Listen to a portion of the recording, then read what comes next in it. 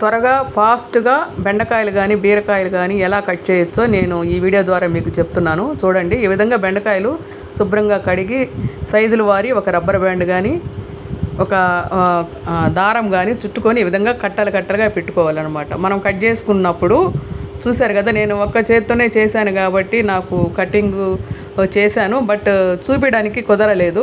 చూశారు కదా, రెండు బంచులు కట్ చేశాను. ఒక సైడు ముచ్చులు వచ్చేసి ఒక సైడు వెనక టిప్స్ వెనక వచ్చేస్తాయి.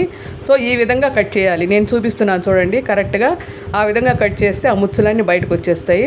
కట్ చేసుకుంటూ వచ్చినప్పుడు ఈ రబ్బర్ బ్యాండ్ ఇక్కడ అడ్డం వచ్చినప్పుడు దీన్ని పక్కకు జరుపుకోవాలి. ఈ విధంగా పక్కకు జరుపుకొని మనం ఎన్ని బెండకాయలైనా సరే 1 నిమిషంలో కట్ చేయొచ్చు.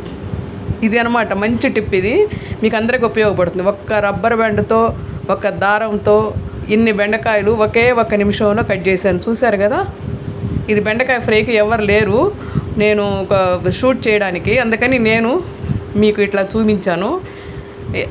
ఇదేవే కాకుండా బీరకాయలు కూడా మనం ఇలాగే కట్ చేసుకోవచ్చు. అయితే ఒకే సైజులో ఉంటే ఇంకా బాగుంటుంది అనమాట. ఇదండి.